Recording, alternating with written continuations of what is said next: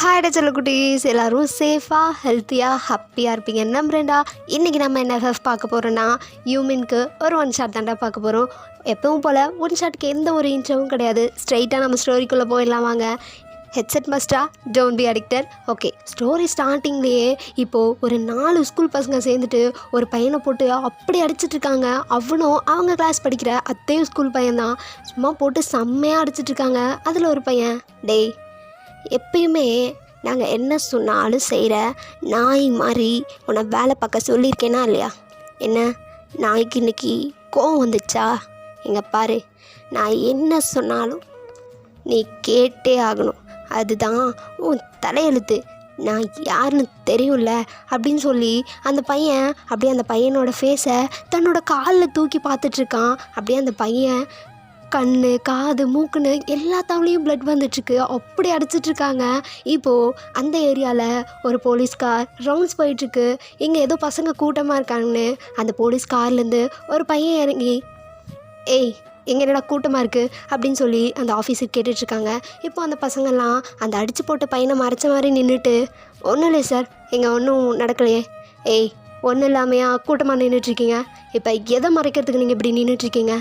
Sir நாங்கள் எதுவும் மறைக்கல, நீங்கள் கொஞ்சம் கிளம்புறீங்களா? ஏய் நான் போலீஸ் ஆஃபீஸர், என்னையே நீ கிளம்ப சொல்கிறியா? என்னடா நடக்குதுங்க அப்படின்னு சொல்லி அந்த போலீஸ்கார் அந்த பசங்களை விலைக்கு பார்த்தா ஒரு பையன் அப்படி அடிபட்டு ரத்த வெள்ளத்தில் படுத்துட்ருக்கான். அவனுக்கு கான்ஷியஸே இல்லை, மயங்கி போய் விழுந்துட்டுருக்கான். ஏய் என்னடா பண்ணி வச்சுருக்கீங்க எல்லாம் அப்படின்னு சொல்லி வேகமாக ஓடி போய் அந்த போலீஸ்கார் அந்த பையனை தூக்கி மடியில் வச்சுக்கிறாரு. இப்போது இன்னொரு போலீஸ்கார் வந்து, ஏய் என்னடா நடக்குது அப்படின்னு சொல்லி அவனும் ஓடி வந்து பார்க்குறாரு. ஜாக் இங்கே என்ன நடக்குதுன்னு தெரிலடா, இந்த பசங்களை போட்டு இந்த பசங்களாம் அந்த பையனை போட்டு செம்மையாக அடிச்சிருக்கானுங்க. இங்கே பாரு, இந்த பையன் கான்ஷியஸ்லேயே இல்லைடா, எனக்கு உயிர் இருக்கா என்னன்னு தெரிலன்னு சொல்லி அந்த போலீஸ்கார் செக் பண்ணிகிட்ருக்காரு. இப்போ வந்த போலீஸ்கார், யோங்கி இது பெரிய பிரச்சனையாக இருக்குது. ஏய் யாரா நீங்கள்? ஸ்டூடெண்ட்ஸ் தானே, ஐடி கார்டை காட்டு அப்படின்னு சொல்லி இந்த ஜாக் என்ற போலீஸ்கார் தான் கேட்டுட்ருக்காரு. இப்போ அதில் ஒரு பையன், சார் நான் யார் தெரியுமா? நீ யாராக இருந்தால் என்ன, ஃபஸ்ட் ஐடி கார்டை காட்டு.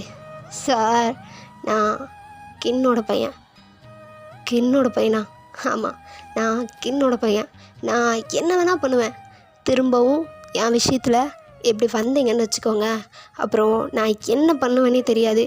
டேய் வாங்கடா போகலாம் அப்படின்னு சொல்லி கின்னோட பையன் அவங்க எல்லாரையும் கூட்டிகிட்டு போகிறாங்க. ஜாக் எதுவுமே பேசலை. ஏன்னா கொரியாலேயே பெரிய டாப் பிஸ்னஸ் மேன் அண்ட் மாஃபியாவில் ஒருத்தர் தான் மிஸ்டர் கின். அவரோட பையன்தான் இவன். அதனால் அது ஜாக்குக்கு நல்லா தெரிஞ்சதுனால எதுவுமே பேசலை. இவங்க தான், டேய் ஜாக் என்னடா அவங்கள பிடிக்க சொன்னால் நீ பாட்டுன்னு விட்டுட்ட மச்சான், அவன் கின்னோட பையன் சொல்கிறான் மச்சான். கின்னுக்கிட்டலாம் நம்மளால் வச்சுக்க முடியாது. ஏன் நம்மளை விட பெரிய ஆஃபீஸருங்க கூட வச்சுக்க மாட்டாங்க. அதுவும் கின்னை விட மிகப்பெரிய சைக்கோன்னு நான் கேள்விப்பட்டிருக்கேன். வேணாம், இவங்ககிட்ட எந்த ப்ராப்ளமும் வேணாம், இந்த பையனுக்கு என்னாச்சுன்னு நம்ம ஃபஸ்ட்டு பார்ப்போம் அப்படின்னு சொல்லி ஜாக்கும் யூங்கியும் தான் பேசிகிட்ருக்காங்க.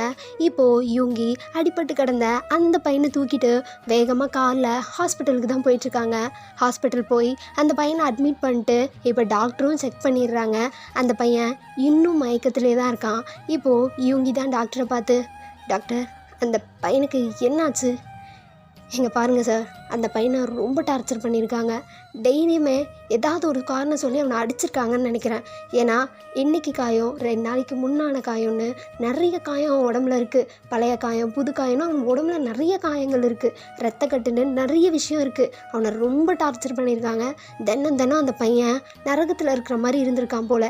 எப்படி இவன் உயிரோடு இருந்தானே எனக்கு தெரியல அப்படின்னு சொல்லி அந்த டாக்டர் பேசிகிட்ருக்க இவங்க தான், என்ன சொல்கிறீங்க, இப்படியெல்லாம் நடக்குமா என்ன? இப்போ இருக்கிற பசங்க என்ன சார் சொல்கிறது அப்படின்னு சொல்லி அந்த டாக்டரும் ப்ரிஸ்கிரிப்ஷனெல்லாம் எழுதி இவங்க கிட்ட கொடுத்துட்டு, எங்கே பாருங்கள் இது ரொம்ப காம்ப்ளிகேட்டடானதுன்னு உங்களுக்கே தெரியும். நீங்கள் இங்கே வச்சு பார்த்துக்க தேவையில்ல, அவரோட வீட்டில் வச்சு நீங்கள் அவனை பார்த்துக்கலாம். ஏன்னா நீங்கள் இன்வால்வ் ஆகிருக்கிறது எவ்வளோ பெரிய இடம்னு உங்களுக்கு தெரியும்னு நினைக்கிறேன் அப்படின்னு சொல்லி அந்த டாக்டர் பேசிகிட்ருக்காரு. ஏன்னா அந்த டாக்டரும் யூங்கியும் நல்ல ஒரு ஃப்ரெண்ட்ஸ். அதனால் அங்கே என்ன நடந்துச்சுன்னு சொல்லி யூங்கி அந்த டாக்டர்கிட்ட எல்லாமே சொல்லியிருப்பார். அதனால தான் அந்த டாக்டர் இங்கே வச்சு பார்த்துக்காதீங்க, பெரிய பிரச்சனையாகும், வீட்டில் வச்சு அந்த பையனை பார்த்துக்கோங்க அப்படின்னு சொல்லியிருப்பார். யூங்கி, டேய் அவன் எனக்கு யாருன்னே தெரிலடா, நான் ஏதோ அடிபட்டிருந்தானேன்னு பார்த்து கூட்டிகிட்டு வந்தேன். அவன் வீடு, அவன் அட்ரஸ் எதுவுமே எனக்கு தெரிலடா அப்படின்னு சொல்லி அப்படியே யூங்கி பேசிகிட்டே இருக்கும்போது அவனோட ஐடி கார்டை நான் செக் பண்ணேன். ஆக்சுவலாக அவன் ஆசிரமத்தில் இருந்த பையன்னு நினைக்கிறேன். நீங்கள் இப்போதைக்கு ஆசிரமத்தில் அவனை கூட்டிகிட்டு போக முடியாது யூங்கி. நீ தனியாக தானே வீட்டில் இருக்க. கொஞ்ச நாள் அந்த பையனை நீ உன் வீட்டில் வச்சுக்கோயேன். நானும் வந்து அப்பப்போ செக் பண்ணிக்கிறேன். டேய் என்னடா சொல்கிற? நான் எப்படிடா என் வீட்டில் பார்த்துக்க முடியும்? டேய் இங்கே பாரு, அதுதான் நல்லது. அவனுக்கும் அதுதான் சேஃப்னு நினைக்கிறேன். அவன் வீட்டில் இருந்தால் திரும்பவும் அந்த பசங்க வந்து அவனை டார்ச்சர் பண்ண நிறைய வாய்ப்பு இருக்குது. நீ உன் வீட்டுக்கு கூட்டிகிட்டு போகிறது அந்த பையனுக்கு சேஃப்னு நினைக்கிறேன். அப்புறம் உன் இஷ்டம் அப்படின்னு சொல்லி அங்கேருந்து எழுந்து போயிடுறாரு. இப்போ யூங்கி தான் என்ன பண்ணுறதுன்னு யோசிச்சுட்டு சரி நம்ம வீட்டுக்கே கூட்டிகிட்டு வந்துடுவோம் அந்த பையனுன்னு சொல்லி யூங்கி அந்த பையனை அவங்க வீட்டில் கூட்டிகிட்டு வந்து படுக்க வச்சுருக்காரு. இப்போது அந்த பையன் இன்னும் மயக்கத்துலேருந்து எழுகவே இல்லை. அந்த பெட்டில் படுத்துட்டு அவ்வளோ ரெஸ்ட் எடுத்துகிட்ருக்காரு. இப்போது அந்த பையனோட ஐஸ் மெதுவாக ஓப்பன் ஆகுது. அவனுக்கு ஏதோ கிச்சனில் உருட்டுற மாதிரி மட்டும் சவுண்ட் கேட்குது. கண்ணை மெதுவாக முழிச்சு எங்கே இருக்கோம், நம்ம யார் வீட்டில் இருக்கோம், எங்கே இருக்கோன்னு தெரியலையேன்னு பதட்டமாக அந்த பெட்லேருந்து எழுகிறாரு. எழுந்து ஓடி வெளியே வந்து பார்த்தா யூங்கி ஒரு டிஷர்ட் போட்டு சின்ன ஒரு ட்ரௌசர் போட்டு கிச்சனில் சமைக்க தெரியாமல் சமைச்சிட்ருக்காரு. யார் நீங்கள்? உங்கள் வீட்டில் நான் எதுக்கு இருக்கேன்? என்ன எதுக்கு கூட்டிகிட்டு வந்திருக்கீங்க? எனக்கு கடைசியாக ஞாபகம் இருந்தது அந்த பசங்க அடித்தது மட்டும்தான்னு சொல்லி ஜிமின் பாட்டுக்குன்னு அவ்வளோ பயந்துகிட்டே பேசிகிட்ருக்காரு. இப்போது யூங்கி தான் திரும்பி ஏய் நீ கண்ணை முழிச்சிட்டியா? எப்போ முழிச்ச? இப்படியெல்லாம் நீ ஓடக்கூடாது, ஃபஸ்ட்டு உட்காருன்னு சொல்லி ஜிம்மனை பிடிச்சி சோஃபாவில் உட்கார வைக்கிறாரு. ஜிம்மன் அவ்வளோ பயந்துட்டு யார் நீங்கள்? எதுக்காக என்னை இங்கே கூட்டிகிட்டு வந்தீங்க?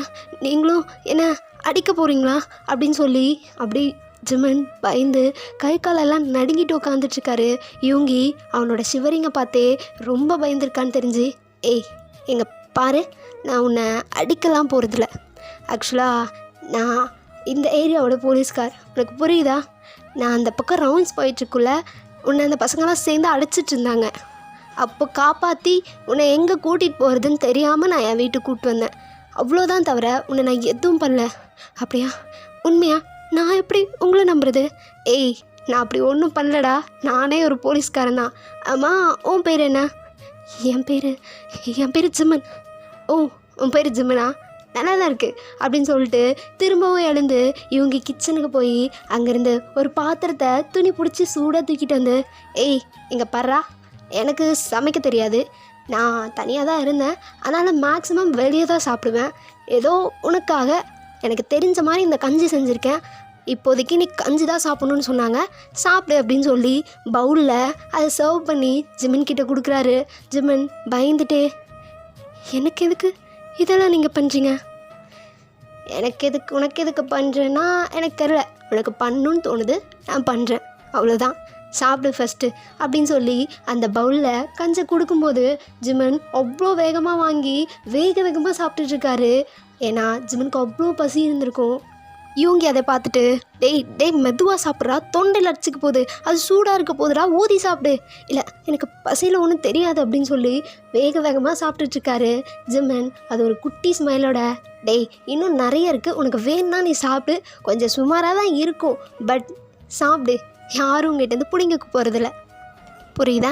மெதுவாக சாப்பிடு சரியா அப்படின்னு சொல்லி யூங்கியோட தலையை அப்படியே சாஃப்டாக தடவிட்டே யூங்கிக்கு கஞ்சி கொடுத்துட்ருக்காரு. யூங்கி சாப்பிட்டுட்டே அப்படியே ஒரு ஓர கண்ணால் யூங்கியவே பார்த்துட்ருக்காரு. ஆக்சுவலாக அது ஜிம்மன்டா, சாரி, யூங்கியவே ஜிம்மன் பார்த்துட்டே இருக்காரு. இப்போ யூங்கி ஓகே இதை சாப்பிட்டு இந்தா டேப்லெட், இதை போட்டு நீ ரெஸ்ட் எடு, ஓகேவா? எனக்கு வேலை இருக்குது, நான் போலீஸ் ஸ்டேஷன் கிளம்புறேன்னு சொல்லி அவர் போய் ஃப்ரெஷ் ஆகிட்டு யூனிஃபார்ம்லாம் போட்டுட்டு ஓகே நான் போயிட்டு வரேன் அப்படின்னு சொல்லி அவர் பாட்டுக்கிட்டு எழுந்து ஸ்டேஷன் கிளம்பிடுறாரு. இங்கே ஜிம்மன் தான் யாரை விட எதுக்கு எனக்கு ஹெல்ப் பண்ணிகிட்ருக்காரு அப்படின்னு சொல்லி ஜிம்மன் அப்படியே யோசிச்சுட்டே உட்காந்துட்ருக்காரு. இப்போது ஜிமன் அப்படியே இவங்க வீட்டையே சுற்றி பார்த்துட்ருக்காரு. அது ஒரு சின்ன வீடு, ஒரு ஹால், ஒரு கிச்சன், ஒரு பெட்ரூம்னு ஒரு 3 ரூம் இருக்க ஒரு ரொம்ப சின்ன வீடு. ஆனால் அதில் எதுவுமே இருக்காது. ஏன்னா இவங்க இவ்வளோ நாள் பேச்சுலராக இருந்ததுனால பெருசாக எதுவுமே வாங்கி வச்சுட்டு இருந்திருக்க மாட்டார். அவர் போலீஸ்காரன்றதுனால வருவார், தூங்குவார், திருப்பி டியூட்டிக்கு போயிடுவார்.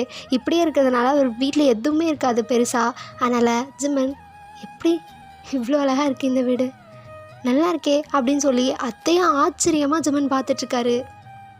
இப்போது திரும்பவும் டியூட்டியெல்லாம் முடிஞ்சு யுங்கி வீட்டுக்கு வராரு. வந்தா டேவோட வராரு. யுங்கி டேவை கூட்டிகிட்டு உள்ளே வந்து, டே தான் யுங்கி, அந்த பையன் என்ன பண்ணிகிட்ருக்கான் தெரிலடா, நானும் அவனுக்கு மார்னிங் கஞ்சி கொடுத்து டேப்லெட்லாம் கொடுத்துட்டு பத்திரமா இரு, ஸ்கூல்லாம் போகாதான்னு சொல்லிட்டு தான் வந்தேன். என்ன பண்ணிகிட்ருக்கான்னு தெரில, நீ தான் அவன் செக் பண்ணி அவன் இப்போ ஓகேவா அப்படின்னு நீ தான்டா சொல்லணும் அப்படின்னு சொல்லி யுங்கி டேவை கூட்டிகிட்டு உள்ளே போகிறாரு. உள்ளே போனால் ஜிம்மன் அப்படியே க்யூட்டாக அந்த சோஃபாலே உட்காந்துட்டு சின்ன பையன் மாதிரி கார்ட்டூன் பார்த்துட்டு உட்காந்துருக்காரு. இப்போது இவங்க உள்ளே வந்ததும், ஏய் இன்னைக்கு உனக்கு உடம்பு ஓகே தானே? ஆ ஓகே சார். இவர் யார் அப்படின்னு சொல்லி ஜிம்மன் பாவமாக கேட்டுட்ருக்க. அப்போ டே தான், நான் யாரா, நான் தான் உன்னை ட்ரீட்மெண்ட் பண்ண டாக்டர் அப்படின்னு சொல்லி முன்னே வரும்போது, டாக்டரா, எனக்கு டாக்டர்னாவே கொஞ்சம் பயம், நீங்கள் என் பக்கத்தில் வராதிங்கன்னு சொல்லி ஓடி போய் ஜிம்மன் இவங்கியோட பின்னாடி நின்றுக்கிறாரு. அவ்வளோ பயந்துட்டு இவங்கியோட ஷர்ட்டை டைட்டாக பிடிச்சிட்டு அப்படியே இவங்கியோட முதுகில் தன்னோட ஃபேஸை அப்படியே சாய்ச்சிட்டு பயந்துட்டு நின்றுட்டுருக்காரு.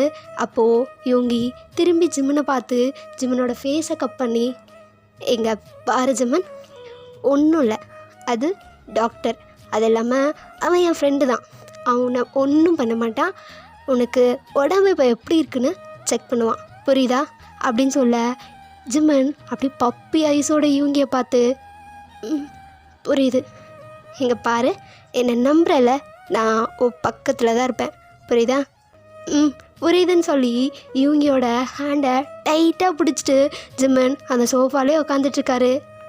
இப்போது டேவும் அதை பார்த்து சிரிச்சிட்டே அப்படியே அவனுக்கு செக் பண்ணி, மச்சான் அவனுக்கு இப்போ உடம்பு கொஞ்சம் நல்லாவே தேறிட்டு வருது, ஆனால் அவன் இன்னும் நல்லாவே ரெஸ்ட் எடுக்கணும், ஏன்னா அவன் உடம்புல எவ்வளோ காயம் இருக்குன்னு நீ பார்த்துருக்க, அதனால் அவனை நீ தான் மச்சான் நல்லா பார்த்துக்கணும் அப்படின்னு சொல்லி டே அவன் எடுத்துகிட்டு வந்த மாத்திரையெல்லாம் கொடுத்துட்டு அவனும் அங்கேருந்து போயிடுறான். இப்போ ஜிம்மன் தான், என்ன யாருன்னே உங்களுக்கு தெரியாது, ஆனால் எதுக்கு இப்படி பார்த்துக்குறீங்க, இது வரையும் என்னை யாருமே இப்படி பார்த்துக்கிட்டதில்ல, என்னை தாண்டா யாரும் பார்த்துக்கிட்டதில்ல, நானும் உன்ன மாதிரி தான் வச்சுக்கேன், ஆசிரமத்தில் தான் வளர்ந்தேன், படித்தேன், அப்புறம் புதுசாக ஒரு போலீஸ் வேலை கிடச்சிது, அப்படியே ஒரு வீடு எடுத்தேன், தனியாக தங்கிட்டுருக்கேன், அவ்வளோதான். என்ன என் அப்பா அம்மா யாருன்னு கூட எனக்கு தெரியாது, ஃபர்ஸ்ட் டைம் இப்படியெல்லாம் பாசம் கிடைக்குமான்னு ஏங்கிட்டு இருக்கும்போது நீங்கள் எனக்கு வந்திருக்கீங்க, என்னை விட்டு நீங்கள் போயிட மாட்டீங்கள. இங்கே பாரு, உனக்கு எவ்வளோ நாள் இங்கே இருக்கணும்னு தோணுதோ இருந்துக்கோ, நான் எதுவும் சொல்ல மாட்டேன், உனக்கு உடம்பு சரியானதுக்கப்புறம் ஸ்கூல் போ, புரியுதா? ஸ்கூலுக்கு நான் திரும்ப போக மாட்டேன், எனக்கு ஸ்கூல் போக பிடிக்கல, ப்ளீஸ் நான் ஸ்கூல் மட்டும் போகலையேன்னு சொல்லி அவ்வளோ பயந்துட்டு ஜிம்மனோட ஹேண்டை டைட்டாக பிடிச்சிட்டு அப்படியே கண்டெல்லாம் கலங்கி நிற்கிறான் ஜிம்மன். சரிடா, நீ ஸ்கூல் போகாத, அதுக்கு ஏன் இவ்வளோ பயப்படுற, புரியுது நீ யாரை பார்த்து பயப்படுறேன்னு, நான் பார்த்துக்கிறேன் சரியா, நீ இவ்வளோ பயப்படாத, நான் உன்னை ஸ்கூல் போக சொல்ல, நீ பத்திரமா வீட்டிலே இரு, புரியுதான்னு சொல்லி அப்படியே யுங்கி ஜிம்மனை வீட்டிலே வச்சுக்கிறாரு. இப்படி தான் டேஸ் அவ்வளோ அழகாக போயிட்டுருக்கு. ஜிம்மன் எப்பயுமே எந்த வேலையும் செய்ய மாட்டார், அவ்வளோ அழகாக குழந்த மாதிரி ரெஸ்ட் எடுத்துகிட்ருப்பார். யுங்கி தான் அவருக்கு ஏதோ தெரிஞ்ச சமையலை செஞ்சுட்டு அவரை நல்லா பார்த்துக்கிட்டு இருந்திருப்பார். எப்பவும் போல் யுங்கி அவரோட ஸ்டேஷனுக்கு கிளம்பி போயிட்டுருப்பார். அப்போ ஜிம்மன் வீட்டிலே இருந்து போர் அடிக்குதே, என்ன பண்ணுறது, நம்ம வேணால் போய் யுங்கியை ஸ்டேஷன்லேயே பார்த்துட்டு வரலாமா, அவரை கூட்டிகிட்டு அப்படியே வெளியே எங்கேயாவது போயிட்டு வரலாம் அப்படின்னு சொல்லி யோசிச்சுட்டே ட்ரெஸ் எல்லாம் சேஞ்ச் பண்ணிவிட்டு யுங்கியோட போலீஸ் ஸ்டேஷனுக்கு தான் போயிட்டுருக்கான். அங்கே இங்கே யுங்கி போலீஸ் ஸ்டேஷனில் இல்லை, போலீஸ் ஸ்டேஷன்லேருந்து கொஞ்சம் தள்ளி வெளியே நின்றுட்டுருக்காரு. அப்போது ஜிம்மன் உள்ளே வராரு. உள்ளே வந்து, யுங்கி இருக்காரா, நான் அவரை பார்க்கணும் அப்படின்னு சொல்லி ஒரு போலீஸ் ஆஃபீஸர்கிட்ட கேட்க, அந்த போலீஸ் ஆஃபீஸர், யுங்கி சார் இப்போ தான் வெளியே போனார், ஜாக்கும் யுங்கியும் தான் பக்கத்தில் இருக்க ஒரு காஃபி ஷாப்புக்கு போயிருக்காங்க, நீங்கள் அங்கே போனால் பார்க்கலாம் அப்படின்னு சொல்லி அந்த ஆஃபீஸர் ஜிம்மனை அனுப்பிடுறாரு. ஜிம்மன் அவ்வளோ க்யூட்டாக ஒரு சின்ன பேகை மாட்டிக்கிட்டு யூங்கி தேடி தான் போயிட்டுருக்காரு. யூங்கி ஒரு டேபிளில் ஜாக்கோட உட்காந்து பேசிகிட்ருக்காரு. அப்போ ஜிம்மன் யூங்கி கிட்டே தான் வந்துட்டுருக்காரு. பட் யூங்கி ஜிம்மனை பார்க்கல. அப்போ ஜாக் தான், மச்சான் அந்த பையன் உனக்கு டிஸ்டர்பன்ஸாக இல்லையாடா? நீ யாரையும் கிட்ட கூட சேர்க்க மாட்ட, எப்பயும் தனியாக மூஞ்ச உருன்னு வச்சுட்டு சுற்றிட்டுருப்ப. இப்போது அந்த பையன் உனக்கு டிஸ்டர்பன்ஸாக இல்லை? டேய், அதெல்லாம் எனக்கு எந்த ஒரு டிஸ்டர்பன்ஸும் இல்லைடா. இத்தனை நாள் தான் நான் தனியாகவே இருப்பேன். தனியாக இருக்கிறது எனக்கு மட்டும் பிடிச்சிருக்கா என்ன? என் கூட யாருக்கும் இருக்க அவ்வளோவா பிடிக்காதுடா. ஏன்னா சின்ன வயசுலேருந்தே ஒரு மாதிரி நான் ரூடாக இருப்பேன், சரியாக யாரு கூடயும் பேச மாட்டேன். அதனாலே என்னை பார்த்து எல்லோரும் இவன் சரியான ஆட்டிடியூட் அப்படின்னு சொல்லி பேசவே மாட்டாங்க. ஆனால் எனக்கும் எல்லாரு கூடயும் பேசணும், பழகணும் அப்படின்னு ஒரு ஆசை இருக்குது. எங்கே லவ்லாம் பண்ணி ஒரு ஃபேமிலி இருக்கணும்னு எனக்கும் ஆசை தான். என்ன, என் கூட யாரும் அவ்வளோவா பேச மாட்டாங்க, எனக்கும் சரியாக யார்கிட்டையும் பேச வராது. அவன் இருக்கிறதும் நல்லா தான்டா இருக்குது. சின்ன வயசுலேருந்தே எனக்கு ஒரு ஆசை, நான் என் வீட்டு டோரை ஓப்பன் பண்ணும்போது வீடு ஃபுல்லாக அந்த சமையல் வாசனை இருக்கணும். நான் வந்துட்டேன்னு சொல்ல ஒரு ஆள் இருக்கணும், என்னை அக்கறையாக பார்த்துக்க எனக்கு ஒரு ஆள் இருக்கணும். இப்படி எனக்கும் நிறைய ஆசைலாம் இருக்குடா. என்ன, அதெல்லாம் நிறைவேற்ற முடியாமல் போயிடுச்சு. பார்த்துக்கலாம், ஃப்யூச்சரில் நடக்குன்னு சொல்லி யூங்கி ஜாக்கிட்ட பேசிகிட்டு இருப்பார். இதெல்லாம் கண்ணு கலங்கினபடி ஜிம்மன் கேட்டுகிட்டே நின்றுட்டு இருந்திருப்பான்.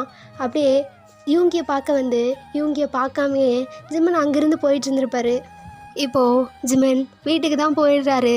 யூங்கி ஜாக் கூட பேசிட்டு அவரோட ஒர்க்கெல்லாம் முடிச்சுட்டு நைட்டில் வந்து வீட்டுக்கு போகிறாரு. வீட்டுக்கு போய் டோரை ஓப்பன் பண்ணால் ஜிம்மன் ஒரு குட்டியாக ஒயிட் கலர் டிஷர்ட்டு, ஒரு பிங்க் கலர் ட்ராயர் போட்டுக்கிட்டு அந்த ஏப்ரானெல்லாம் கட்டிக்கிட்டு அவ்வளோ க்யூட்டாக அந்த கிச்சனில் நின்று சமைச்சிட்ருக்காரு. யூங்கி டோரை ஓப்பன் பண்ணதுமே, வாங்க வந்துட்டிங்களா, நான் டின்னரெல்லாம் ப்ரிப்பேர் பண்ணிட்டேன், நீங்கள் உட்காந்து சாப்பிட்றீங்களா? இல்லை, ஃபர்ஸ்ட் நீங்கள் கை காலை க்ளீன் பண்ணிட்டு வந்துடுங்க, ஃப்ரெஷ்ஷாக வாங்கிட்டு வந்துடுங்க, அப்புறம் நம்ம சாப்பிட்லாம். நான் எல்லாத்தையும் டேபிளில் எடுத்து வச்சிட்றேன், சரியா? போங்க போங்க, போய் குளிச்சுட்டு வாங்க அப்படின்னு சொல்லி ஜிம்மன் யூங்கியை தள்ளி விடுறான். யூங்கி அவ்வளோ ஷாக்காக பார்த்துட்ருக்கான் ஜிம்மனையே. என்னடா நடக்குதுங்க அப்படின்ற மாதிரி ஒரு மாதிரி அவ்வளோ ஷாக்காக பார்த்துட்ருக்கான். குளிச்சுட்டு இருக்கும்போது, எப்படி இன்றைக்கி தான் ஜாக்கெட்டை சொன்னேன், அதே மாதிரி எப்படி நடக்குது, எனக்கு ஒன்றும் புரியலையே அப்படின்னு சொல்லி யூங்கி ஒரு குழப்பமாகவே ஃப்ரெஷ்அப்லாம் ஆகிட்டு ஒரு சின்ன வீட்டில் இருக்கிற மாதிரி ட்ரெஸ் போட்டுக்கிட்டு வெளியே வரான். இப்போது ஜிம்மன் அவ்வளோ க்யூட்டாக அந்த சாப்பாடெல்லாம் செஞ்சு வச்சுருக்கான். யூங்கி வந்து ஒரு வாய் தான் எடுத்து சாப்பிட்றான். அது அவ்வளோ டேஸ்ட்டாக இருக்குது. ஏன்னா ஜிம்மன் அவ்வளோ நல்லா சமைப்பான். சூப்பராக இருக்குடா, எப்படி சமைச்ச? எனக்கெல்லாம் அப்படி வர மாட்டேங்குதே.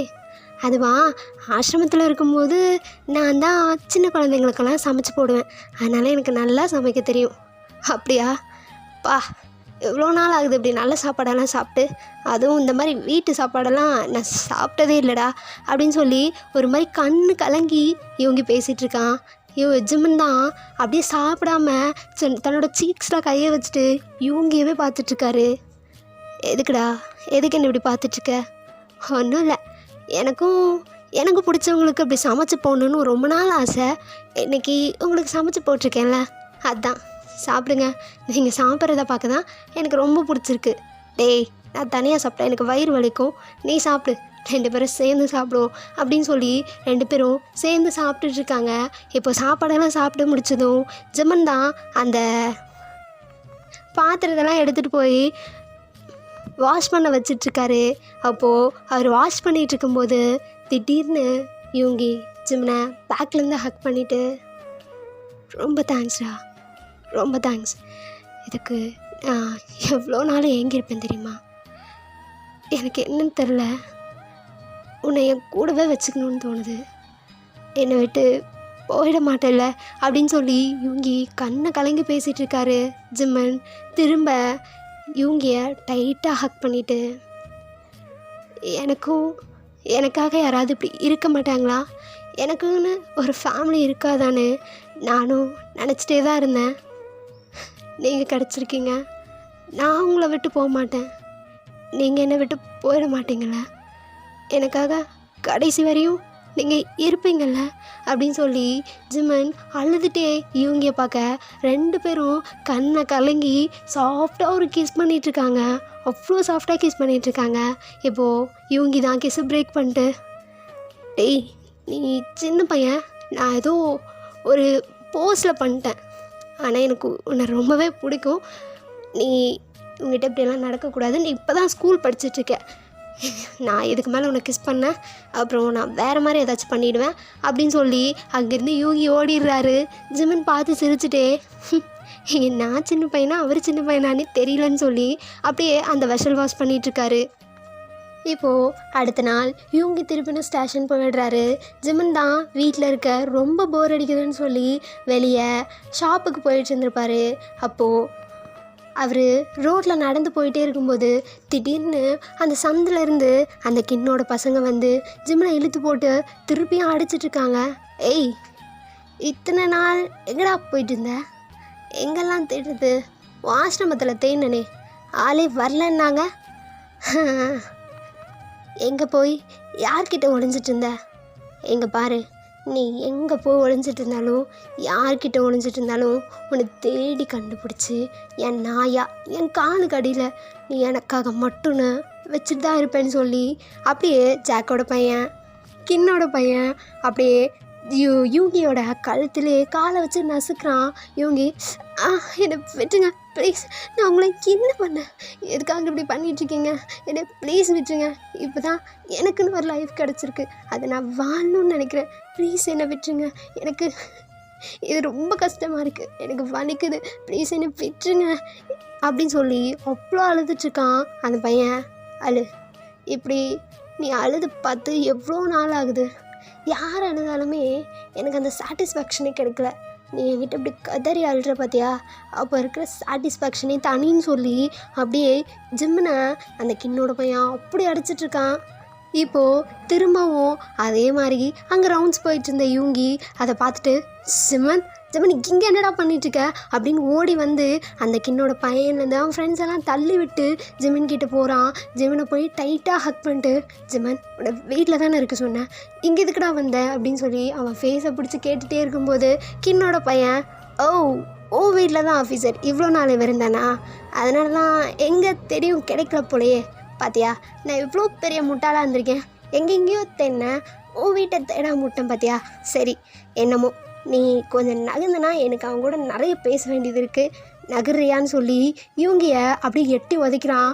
யூங்கி எழுந்து வந்து அப்படியே, எங்கே பாரு, திரும்ப நீ ஜிம்மன் பக்கத்தில் வந்த உன் உயிர் என்கிட்ட இருக்காது புரியுதான்னு சொல்லி யூங்கி கின்னோட பையனை அப்படி மிரட்டிகிட்டு இருக்கான். பட் கின்னோட பையன், யார் என் உயிர் உங்கள்கிட்ட இருக்காதா, ஃபஸ்ட் ஆக்சுவலாக என்கிட்ட யாரும் இவ்வளோ திமிராக பேசுனதே இல்லை, நீ பேசிட்டலன்னு சொல்லி இப்போது யூங்கியை போட்டு செம்மையாக அடிச்சிட்ருக்காங்க. ஜிம்மன் தான், ப்ளீஸ் என்ன வேணால் பண்ணிக்கோங்க, அவரை விட்டுருங்க ப்ளீஸ், எனக்கு என்ன வேணால் பண்ணிக்கோங்க, எப்போ என்னை அடிப்பீங்களா அடிங்க உதைங்க என்ன வேணால் பண்ணுங்கள், என் உயிரை கூட கொடுத்துட்றேன் ப்ளீஸ் அவரை விட்டுருங்கன்னு சொல்லி ஜிம்மனை பிடிச்சி தள்ளிட்டு ஜிம்மன் யூங்கியை பிடிச்சி தள்ளிட்டுருக்காரு. பட் யூங்கி ஜிம்மனை டைட்டாக ஹக் பண்ணிட்டு ஜிம்மன் மேலே எந்த அடியுமே விழாமல் யூங்கியே வாங்கிட்டுருக்காரு.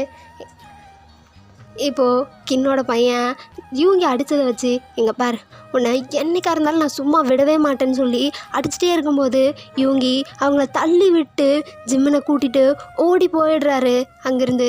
இப்போது அந்த பசங்களும், இவன் இனிமே என்கிட்ட மாட்டினா அவன் செத்தாண்டா, அவன் உயிர் என் கையில் தான் சொல்லி ஜிம்மனையும் யூங்கியும் பிடிச்சி அந்த கின்னோட பையன் காய் அப்படி திட்டிகிட்ருக்கான்.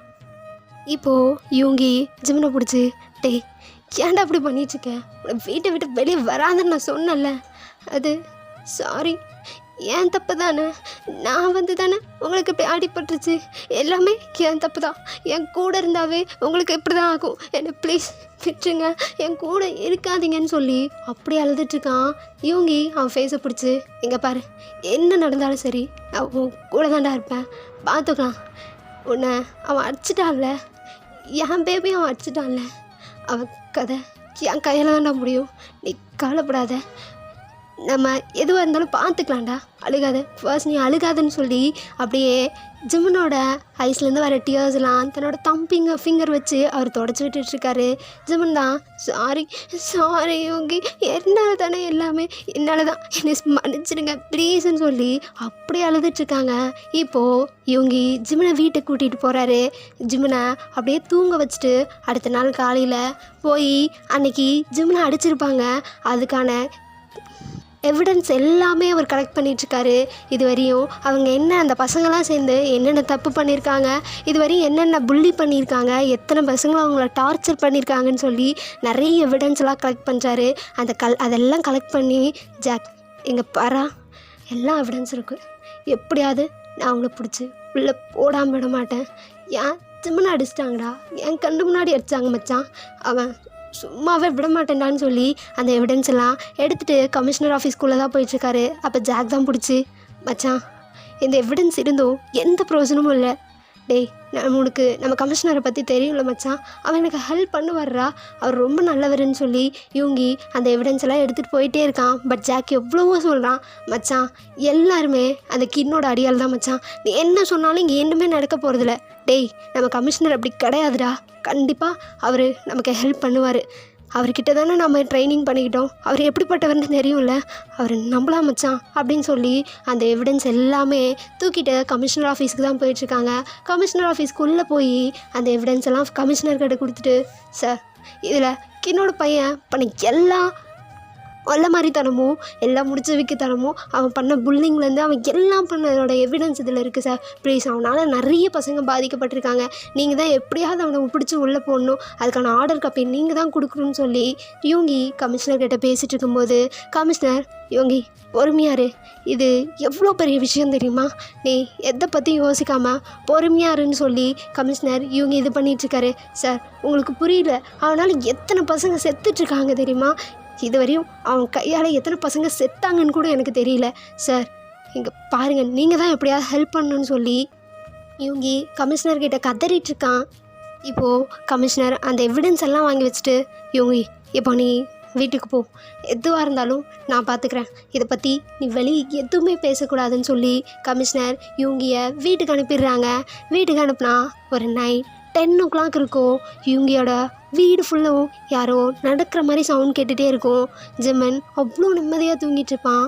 யோகிக்கு தான் ஏதோ சவுண்ட் கேட்குதுன்னு வெளியே வந்து லைட்டெல்லாம் போட்டு பார்ப்பான். போட்டு பார்த்தா சோஃபாவில் கெத்தாக கால் மேலே கால் போட்டு உட்காந்துட்டு, ஐயோ யோகி சார், என்ன சார் தேவையில்லாத வேலையெல்லாம் பார்த்துட்டிங்க, ஆல்ரெடி நானே உங்கள் மேலே செம்ம கானில் இருந்தேன், அது மட்டும் இல்லாமல் என்னை பற்றியே கமிஷனர்கிட்ட கம்ப்ளைண்ட்டு, அதை வச்சு ஒரு மயிரும் பிடுங்க முடியாது.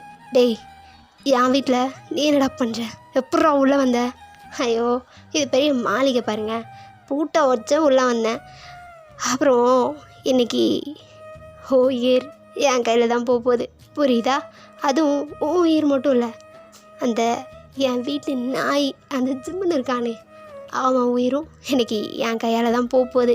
அப்படி உயிர் போகலன்னு வச்சுக்கோ, அந்த நாயை தரன்னு என் வீட்டில் இழுத்துட்டு போய் என் வீட்டுக்கு வெளியே அந்த நாய் வீடு ஒன்று கட்டியிருக்கேன், அதில் கட்டி வச்சுப்பேன், நீ ஃபீல் பண்ணாத அப்படின்னு காய் பேசிட்டே இருக்கும்போது ஜிம்மன் யாரை பார்த்து என்னடா சொன்னு சொல்லி அவ்வளோ வேகமாக வந்து காயை அடிக்கிறதுக்கு வராரு. அங்கே காய்க்கும் ஜிம்மனுக்கும் அப்படி ஒரு சண்டை போயிட்டுருக்கு. இப்போது காயோட சவுண்ட் கேட்டதுமே வீட்டுக்குள்ளே காயோட ஆளுங்க எல்லாமே வந்துடுறாங்க. எல்லோரும் வந்ததுனால ஜிம்மனால் யோகியால் சமாளிக்கவே முடியல. யோகியை போட்டு அப்படியே அடிச்சிட்ருக்காங்க. இந்த சவுண்டை கேட்டு ஜிம்மன் சின்ன பையனா கண்ணை அப்படியே கசக்கிக்கிட்டே, யோகி என்னாச்சு, எதுக்கு இப்படி சவுண்ட் கேட்குது அப்படின்னு சொல்லி வெளியே வந்து பார்த்தா யோகியை போட்டு எல்லாம் அப்படியே அடிச்சிட்ருக்காங்க. யோகி வாயிலேருந்து ரத்தமாக வந்துட்டுருக்கு. ஜிம்மன் யோகி என்ன பண்ணிட்டுருக்கீங்க அப்படின்னு சொல்லி ஓடி வராங்க. காய் ப்ளீஸ் உன் காலில் கூட விடுறேன், ப்ளீஸ் அவரை விட்டு இனிமேல் உன் பக்கம் கூட நாங்கள் வர மாட்டோம், அவர் தெரியாமல் ஏதாச்சும் பண்ணியிருந்தா மன்னிச்சிருக்காய், ப்ளீஸ் அவரை விட்டு. ஐயோ யோகி உங்களுக்கு ரத்தம் வருது, யோகி நம்ம ஹாஸ்பிட்டல் போகலாமான்னு சொல்லி ஜிம்மன் அப்படி யோகியை பிடிச்சி அழுதுகிட்டே இருக்காரு. யோகி ஜிம்மனா நீ இங்கே இருக்காத, நீ வெளியே போகிற, எங்கள் பாருக்காய் உனக்கும் எனக்கும் தானே பிரச்சனை. அவனை விட்டு என்ன வேணா பண்ணிக்கோ, என் உயிர் தானே உனக்கு வேணும், எடுத்துக்கோ, அவனை விட்டுன்னு சொல்லி ஜிமன் அப்படியே அழுதுட்டுருக்க யூங்கி ஜிம்மனை பார்த்தே பேசிகிட்டு இருக்காரு. அப்போ காய் ஜிம்மனோட தள்ள முடிய பிடிச்சி மேலே இழுத்து, இவனை வச்சதா ஃபர்ஸ்ட் ஸ்டார்டிங்கே இவங்கிட்ட இருந்து தானே ஆரம்பிச்சிருக்கு, இவனை எப்படி என்னால் விட முடியும், அதெல்லாம் விட முடியாது. அதுவும் என் வாயிலேருந்தே ரத்தம் வர வச்சுட்டே இல்லை, நீ என் ரத்தத்தை ஃபர்ஸ்ட் டைம் உன்னால் நான் இன்றைக்கி பார்க்குறேன். அப்போது என் ரத்தத்தை பார்க்க வச்ச உன்னை நான் சும்மா இல்லாமா சொல்லுன்னு சொல்லி இவங்கிய போட்டு எல்லோரும் அப்படி அடிச்சிட்ருக்காங்க. ஜிம்மன் அழுதுகிட்டே நின்றுட்டுருக்கான். இப்போது காய் அப்படியே பேக்கெட்லேருந்து ஒரு கன்னை எடுத்து இவங்கிக்கு நேராக பாயிண்ட் பண்ணி, எங்கே பாரு, இது நீ சும்மா போயிருந்தேன்னு வச்சுக்கோ, அமைதியாக முடிஞ்சிருக்கும். என்ன அவனை புள்ளி பண்ணிட்டு நானாக விட்டுருப்பேன். ஆனால் என்னை பற்றி கேஸு மயிரெல்லாம் கொடுத்து நீ ஓவராக பண்ணிட்ட. அப்போது நீ உயிரோட இருக்கக்கூடாதுல்லன்னு சொல்லி அப்படியே யூங்கியை பாயிண்ட் பண்ணி அப்படியே அந்த கன்னை ஷூட் பண்ணுறான். அப்போது திடீர்னு யூங்கியை கட்டி பிடிச்சிட்டு ஜிம்மன் வந்துடுறான். அந்த புல்லட்டெல்லாம் ஜிம்மனோட பாடியில் படுது.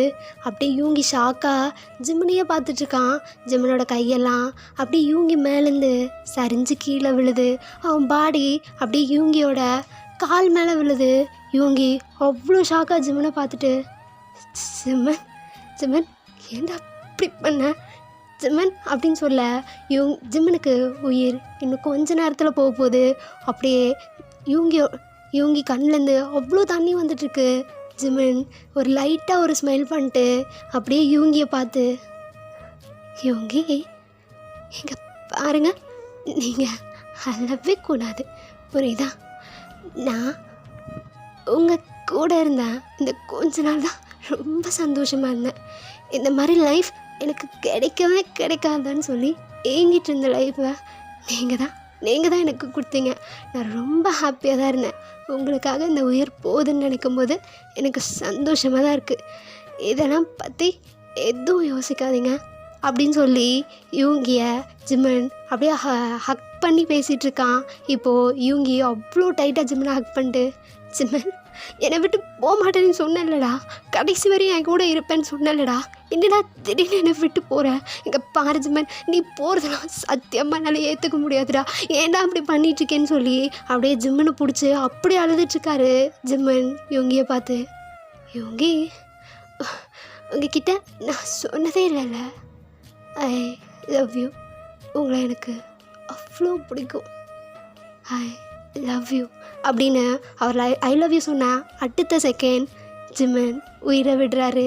யூங்கி, ஜிம்மனா இங்கே பாரு, நானும் உன்னை லவ் பண்ணுறேன்டா, உன்னை எவ்வளோ லவ் பண்ணுறேன் தெரியுமா, இந்த உலகத்திலே ஒன்று மட்டும் தாண்டா லவ் பண்ணுறேன், உன்னை அப்படி பார்த்துப்பேன்டா, யார் போனாலும் நீ என்னை விட்டு போக மாட்டேன்னு சொன்னலடா, எதுக்குடா அப்படி பண்ணிகிட்ருக்கேன்னு சொல்லி ஜிம்மன் கட்டி பிடிச்சி ஜிம்மனை கட்டி பிடிச்சி அழுதுட்ருக்காரு. ஜிம்மன் போயிடாதடா ப்ளீஸ்டான்னு அழுதுட்ருக்க. அப்போ அங்கே காய் வந்து, ஐயோ என்னடா சென்டிமெண்ட் ட்ராமா பண்ணிகிட்ருக்கீங்க, சரி விடு, உன்னை போட்டு தள்ளணுன்னு வந்தேன், பாவம் அவன் செத்துட்டான், சரி இப்போ உன்னையே ஸ்ட்ரெயிட்டாக போட்டுறேன்னு சொல்லி திரும்ப காய் சுட வரும்போது யூங்கி அப்படியே அந்த துப்பாக்கியை வாங்கி பிடிச்சி கோவத்தில் எல்லாரையுமே சுட்டுடுறாரு. அப்படி சுட்டுட்டு ரத்த வெள்ளத்தில் அப்படியே நின்றுட்டுருக்க ஜிம்மனை மட்டுமே பார்த்துட்ருக்காரு. இதோடு இந்த ஒன் ஷாட் முடியுதுடா. ஓகேடா செல்லக்குட்டீஸ், பாய். தெரியும் இன்றைக்கி என் வாய்ஸ் வந்து ரொம்ப கொடூரமாக இருக்குல்ல, அக்காவுக்கு ஃபீவர், அதான் வாய்ஸ் அப்படி இருக்குது, கொஞ்சம் இது இருந்தால் அட்ஜஸ்ட் பண்ணிக்கோங்க.